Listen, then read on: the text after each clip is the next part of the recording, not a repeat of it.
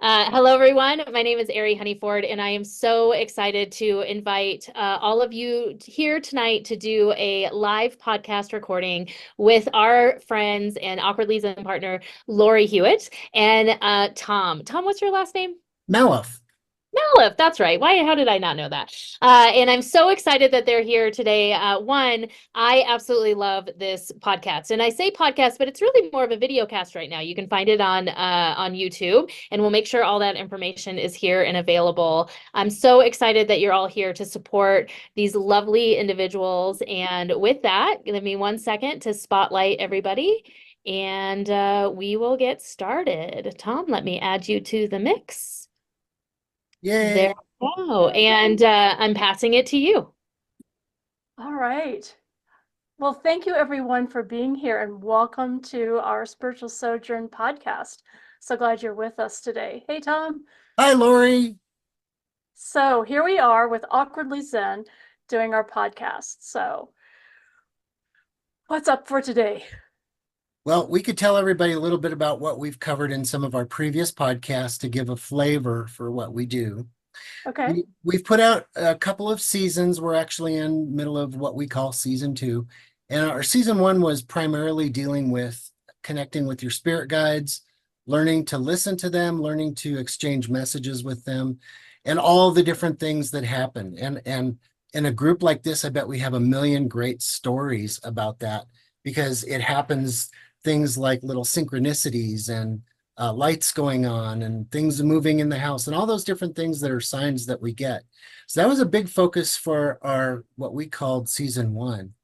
And we're hoping to focus on people that are really just becoming a part of the energy shift right now so that they'll learn how to do these things. Maybe they've heard about it, but they're not necessarily as mastered as most of you are. So we're trying to bring some of those people in and get them started. And then someday they'll all be right there with all of you. So that's what our objective is. One of the things I want to just kind of share with you all is how this podcast came to be, because I was not thinking about doing this. I already, as some of you know, do a podcast with one of our members, Tim, and we've been doing Spirit Road podcast now for a couple of years, maybe a little longer, and it's been fun. And then last summer, I was in a meditation, and Spirit came to me and said, "You need to do a YouTube podcast." And I was like, "Nope, not going to do that." So I ignored it. And then next meditation, "You need to be on YouTube. You need to start another podcast on YouTube." I'm like, "Nope, don't know anything about YouTube, not going to do it."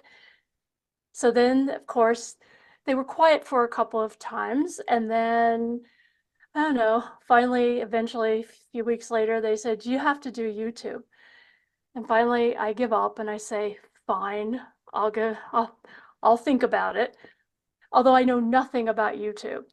So Tom, my friend, and I were talking one day at lunch, and I said, "So Spirit has said I need to do a podcast now and be on YouTube, which I don't want to do and I don't know anything about." And he goes, "Oh, I'll do it with you." And I was like, "Really? You will?"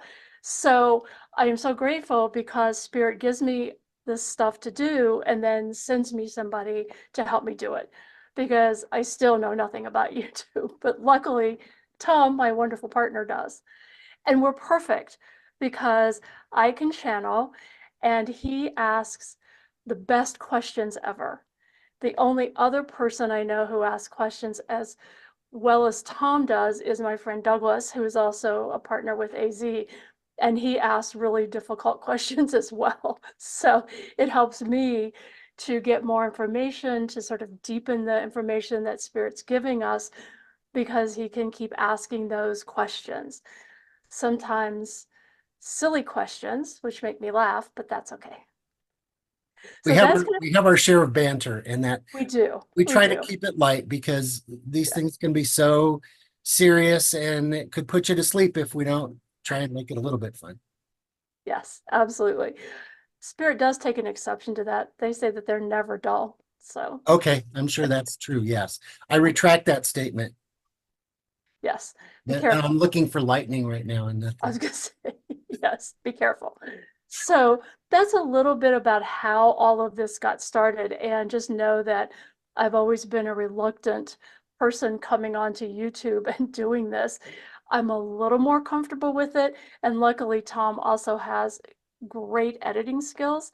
So that also helps to help keep me a little more comfortable. And if I really mess up or kind of have a moment where my mind completely shorts out, then he can edit that out for me so that it sounds a little more professional as when we put it out there. So I was wondering if anyone has any questions for us about anything, how this podcast works, what we're doing. I do have an anonymous question for you. So Okay. someone asked, what does it feel like and how do you handle it when you have to give someone a message that maybe feels like in our human bodies a little negative? We were just talking about that. We were just talking about that. In a reading, um, if spirit is basically the way I do readings is I really try my best to step out of the way and let whatever comes through come through. So sometimes I will get something that spirit will say, and because I'm a conscious channel, sometimes I sit back and I'm kind of quiet for a minute and I'm arguing with them. I'm not going to say that. And they're saying, yes, just say this. I'm like, no, I'm not going to say that. And they're like, get out of the way and just let us say it. So finally, of course, why I argue with them, I have no idea. It's probably my Aries nature, but I do.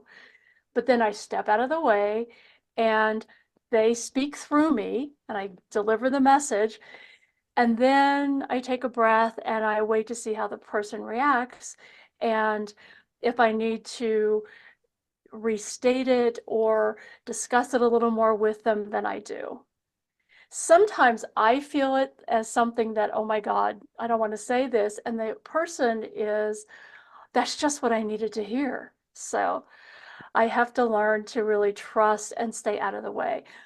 I used to be reluctant initially when interstellars would step in just out of the blue, and I would give them this whole build up. Have you ever thought about maybe you came from another place or had an incarnation in another dimension or another life form? And I'd give them this whole spiel, and then I'd let the being speak.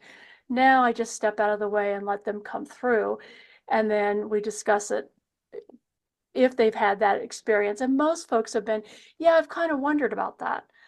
But at first, I was sort of anxious about giving people that information, like, oh, by the way, you've had a lifetime as an Arcturian, and here you are now. So, but Awesome. arguing with spirit, even though I say resistance is futile and don't do it, I still argue with them on a regular Yeah. basis. I'll jump in and give my perspective on that. I'm an aspiring psychic. I'm just really getting started getting messages, and Laurie will disagree. She'll tell you that I'm beyond that, but I have a few close friends that I get messages for, and sometimes they are not positive, and I resist. And as Laurie just said, resistance is futile, and I get hounded. So I'll put it out of my mind, and then the next thing they're slamming it back in my mind. You need to deal with this. And oh yeah, okay, maybe later. Okay. And they just nag me until I finally break down and give the message. And very much like Laurie just said, by the time you do that, the person that is intended to receive the message says, oh yeah, you're right. I kind of knew that, or it's what I needed to hear. So that's the reassurance for someone like me who's really just trying to learn their skill a little bit.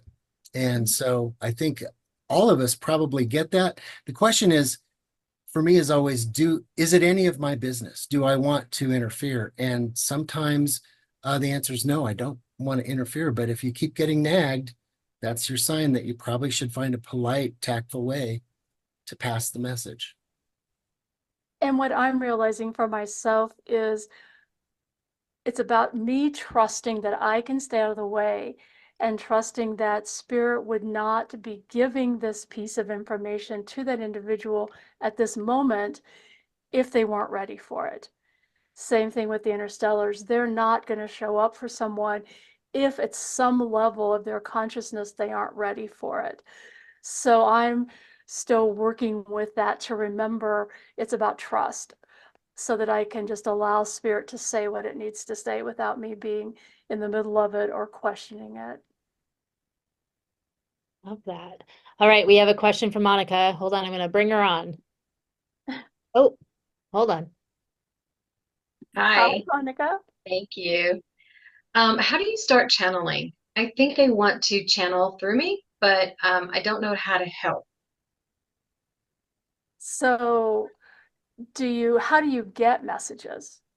How do you receive them? Do you hear them speak to Hear you? them, yes. Okay. All right. The way I started when I wasn't sure at the beginning is I would sit in sort of a meditative state and invite whoever needed to say something to come through, and I would write it, so that automatic writing.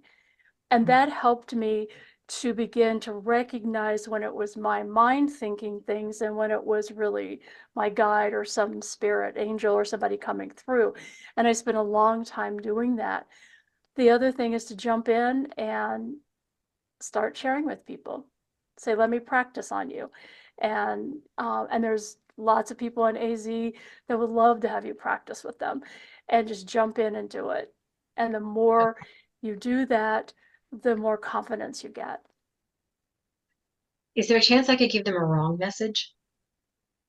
Only if your mind and ego are jumping in and it's coming from you as opposed to spirit.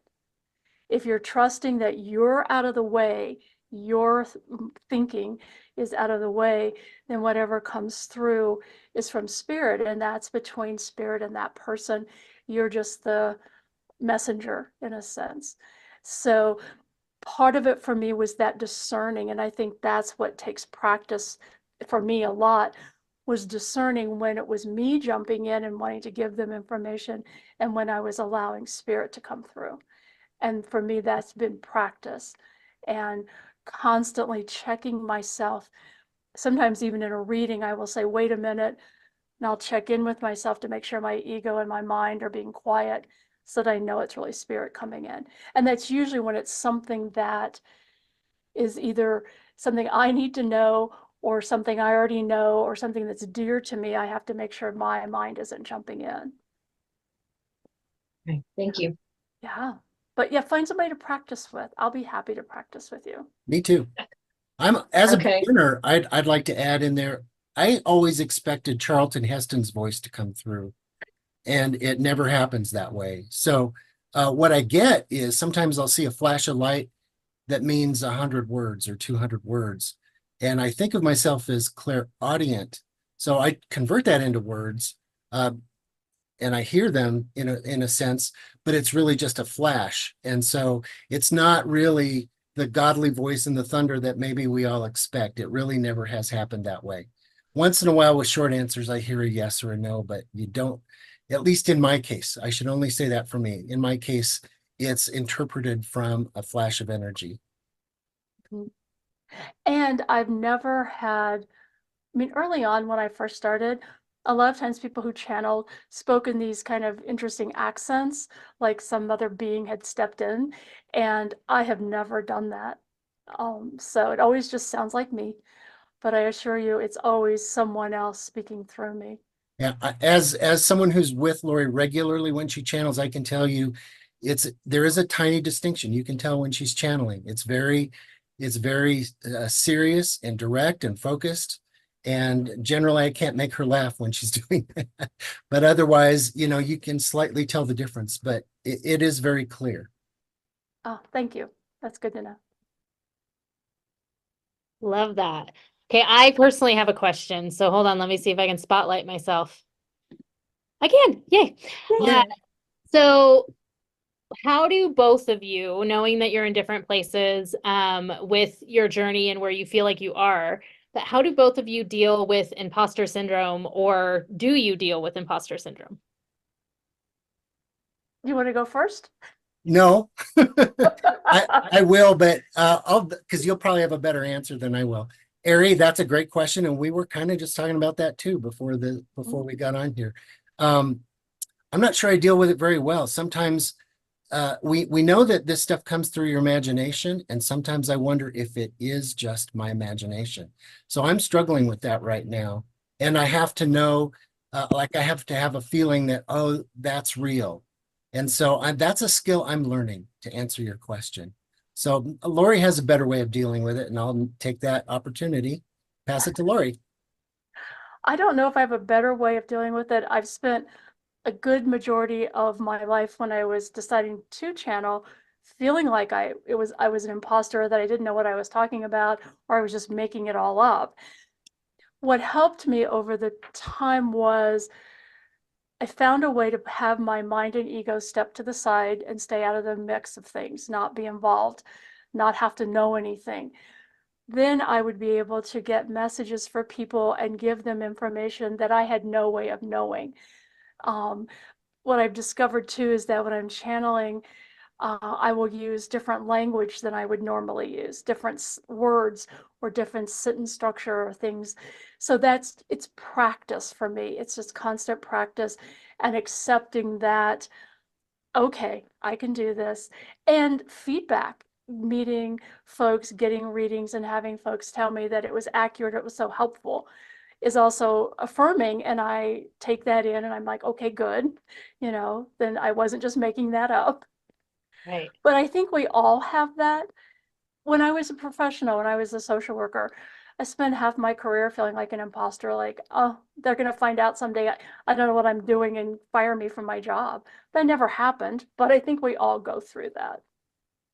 Yeah, I think it's so important to hear that though from folks like you who do it. So thank Yeah. you so much for sharing Yeah, that. of course. Thank you. Great question, by the way. Thank you. Let me remove my spotlight and then let me grab. Oh, okay. Bonnie's not on camera, so we have a question here. When you're talking to ancestors, spirit guides, guardian angels, does your body move a little?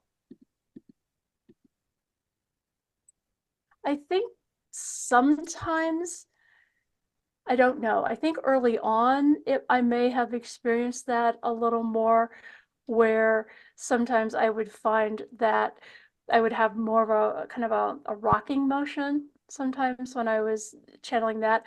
What I do notice is I have a sense of a current running through me. It's like having this sort of minimal amount of electricity coming through me, and I can feel the vibration in my body and in my hands, especially. And I think it's the energy, the vibration of whoever is coming through. So I tend to hold on to crystals of different kinds that I'm guided to hold during a reading, that I think helps to kind of take away that vibration, kind of even it out so I don't get too overwhelmed by it. So that's, I think for me, it's mostly that sense of a current coming through. Okay. And what crystals are you holding? Well, today, this one right now is Lemurian quartz. Um, but it's usually guided by whoever I'm channeling for.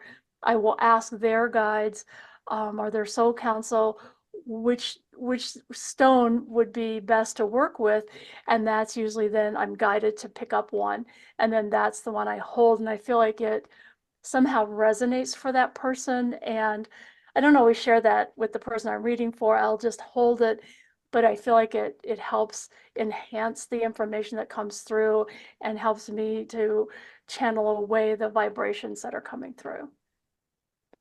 Awesome. What about you, Tom? Do you move when you channel? I don't, I'm not experienced enough. And as far as crystals, I use this Coors Light right here. That's not true. That's just water. But no, I don't have the experience of using crystals really at all either. And certainly I don't think that I don't move, but I know what you're talking about. If you see some of the channels on YouTube, they're bouncing around and they're doing that. I don't experience that at all. All right. We Good have question. a private question.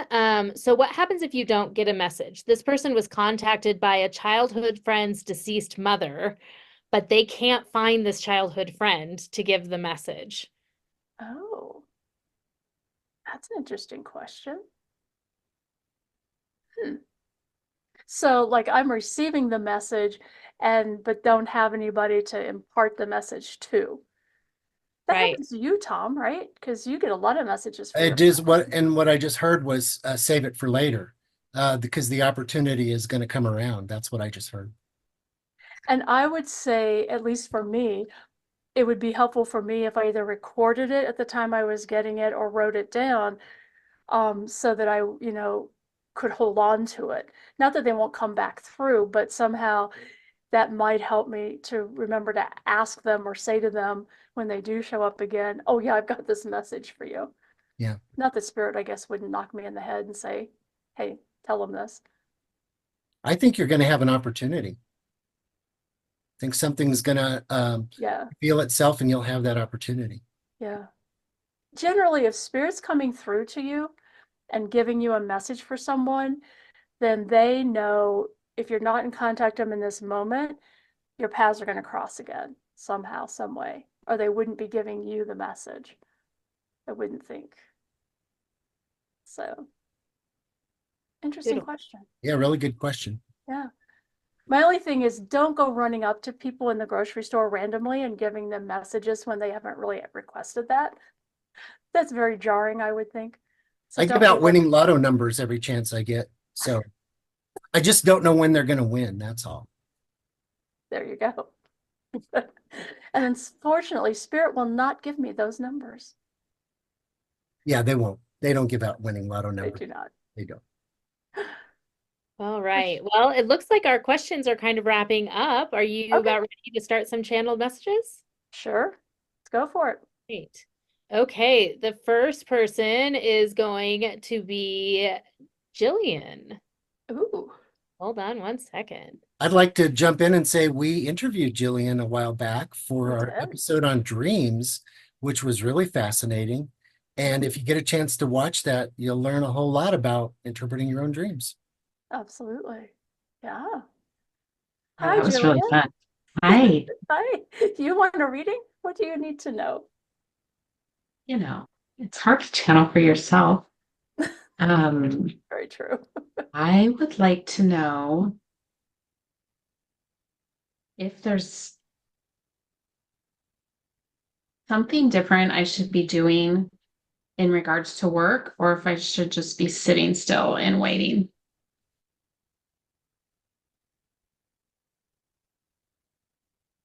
Well, first off, I hear laughter.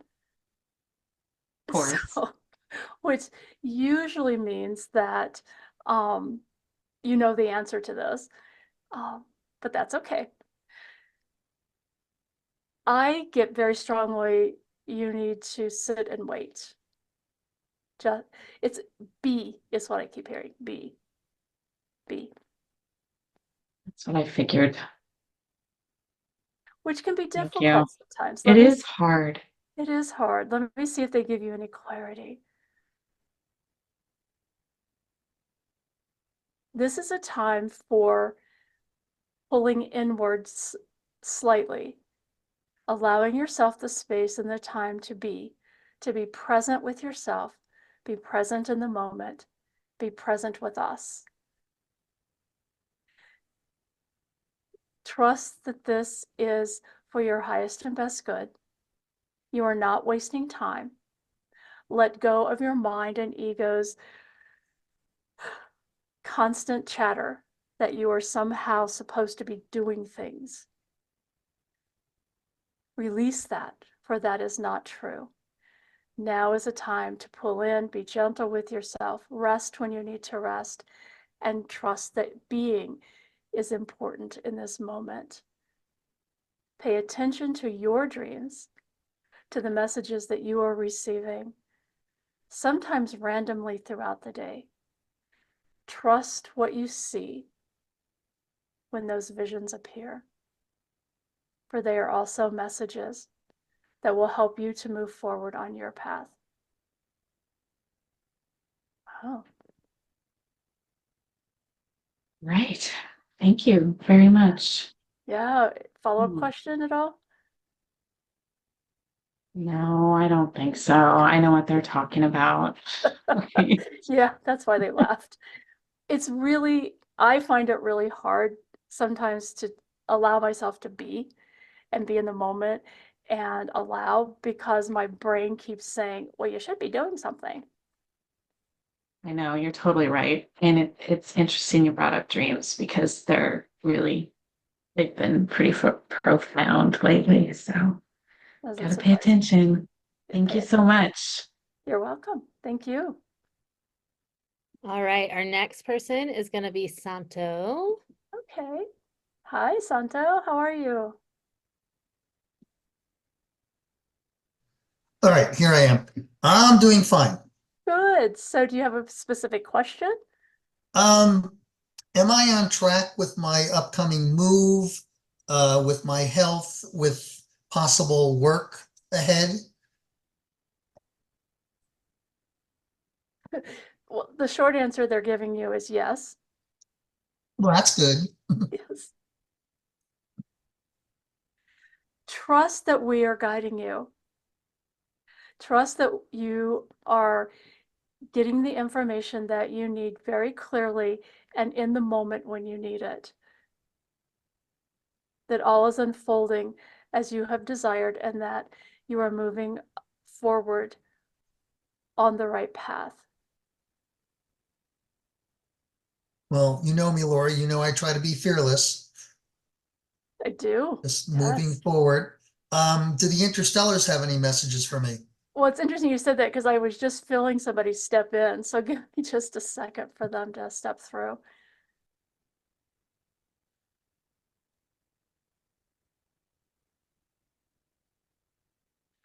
We appreciate your willingness to work with us, to allow our presence in your life.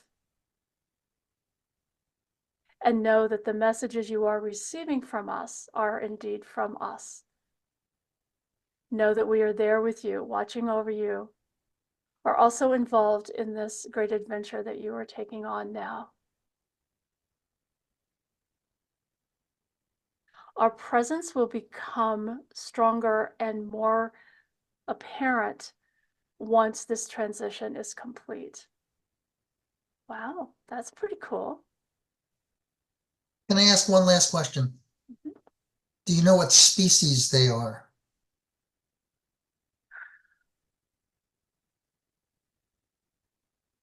They're kind of they're kind of laughing and shaking their heads.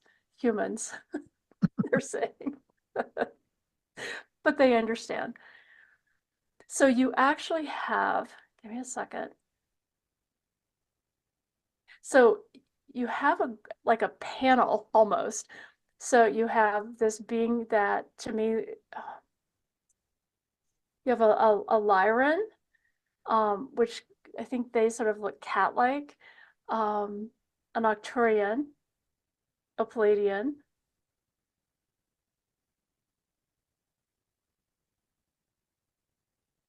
and an Andromedan working with you. And occasionally a mantis being pops in and out, and they work with your physical body, the healing of your body. Okay. So Tell them to speed it up, please. just keep asking them and inviting them in, and they will help you. That's what they do. They're healers. So you have this kind of a group that works with you. Your most recent incarnation, you're from Andromeda, so you're Andromedan. And now though, but you've also been those others. And so that's why you have this group that's with you. And you've agreed to work with them in this physical life here. Laurie, you have been a saint to me. You have helped me so Thank you. much. And all of Awkwardly Zen, you guys, you're my soul tribe. What can I say? Can't wait to meet you when I get to Colorado. Yes, it's lovely to have you here, and we're lucky he's always in our Monday interstellar group, and so that's wonderful. So thank you for that. Thank you so much. Yes. All right, let me get set up here. Paula is going to be next. Ah, okay. And then maybe one more after this. Sure. Okay. Hi, Paula. Hi guys. Hi. Thanks for doing this. So my question is just related to my upcoming intention to become an author, to write the books. And I'm not exactly sure what question to ask because there's a million, so I'll make it more general. What do I need to know about my intention to write these books? Because I've been overwhelmed very much so and worried so much about it. Money especially. Yeah, absolutely. Well, first I just have to say that I had this vision of this group kind of standing there going, finally, they're excited that you're ready to start.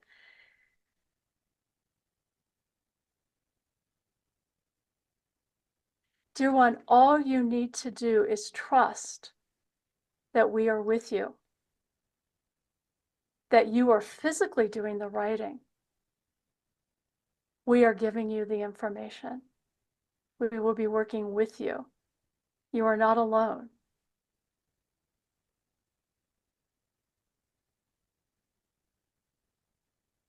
We would not allow you to go out onto a limb that will soon break off.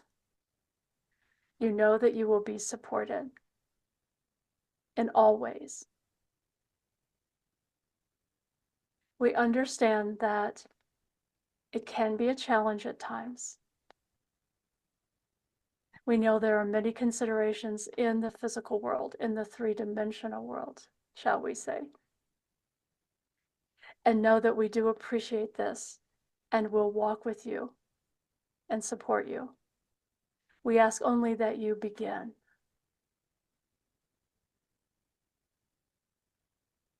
Thank you so much. Yeah, that sounds fascinating. How many books are you writing? There's at least 7 that I've outlined. So many. Paula, is your concern more about the logistics of it or the content? More logistics. The content just never stops. It's constantly flowing, and I just need to start putting it on paper more than I have. Well, this is more from me than anything coming from anywhere else, but I'm aware of a number of spiritual authors that are self-published. And I can pass you some of that information. Maybe there are some in this group, and I don't want to step on anyone's toes that knows more about it than I do, but I can at least put you in touch with someone who does self-publishing on these spiritual topics and just recently put out, I think maybe her 2nd or 3rd book. So Okay.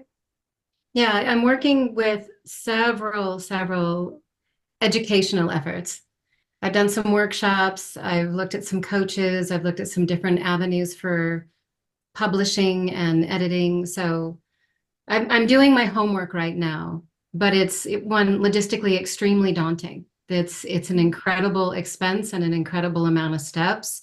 And I'm ready. The steps feel easy and they flow, especially here.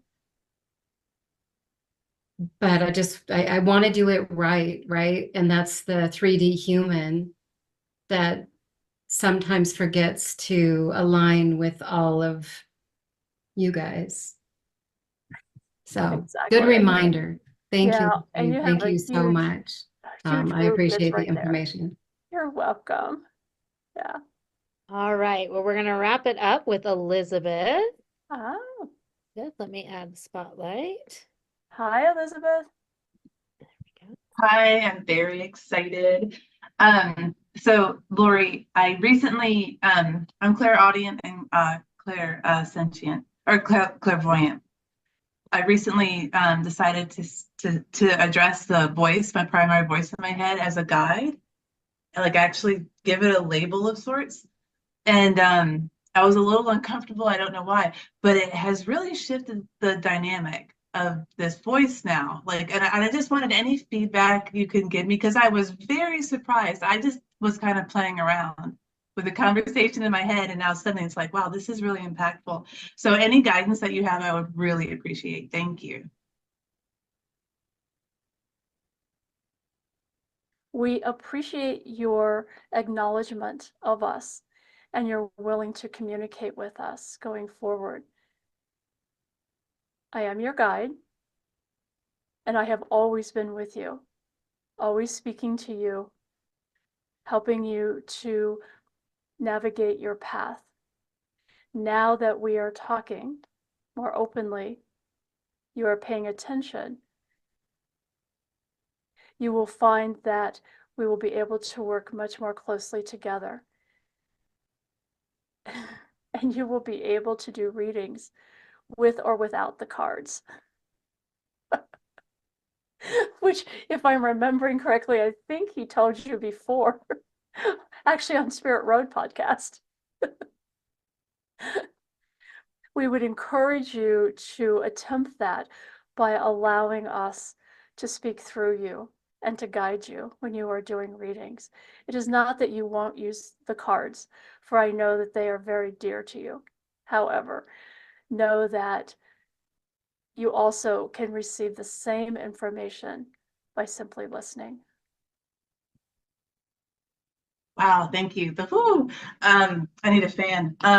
That means so much. And the technique that Laurie shared with me was to go through the mechanics of a read, but with my eyes shut. And I shared it with my group and I tried it and I thought, this is so awkward. This is so awkward. But now that I have had this reading with you and seeing or hearing, not seeing, but hearing this voice as a guide, that I have, like, my readings are going to be insane. Thank you so much. Again, Laurie, you are so impactful. Your readings are so impactful. Thank you so much. Thank you. All right. All right. Well, can we all give a Awkwardly Zen round of applause, which is putting our hands up in the air and giving them a shake for Laurie and Tom.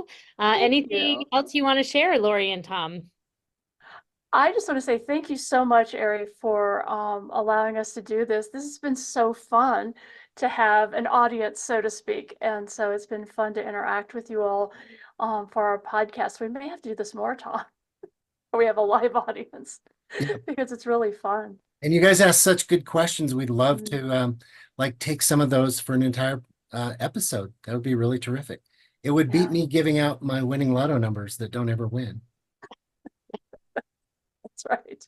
All right. Well, thank you so much for being here. I do want to say to all of our Awkwardly Zen friends, make sure if you are available on Sunday morning, a morning for all of our United States folks, and you'll figure it out for those of you overseas.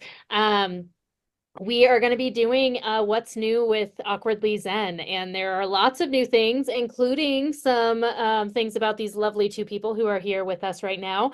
So make sure that you come and check that out. Check out all the cool things that we're about to roll out this weekend. And I'm so excited to have you guys here today and for the future endeavors that we're going to be doing together.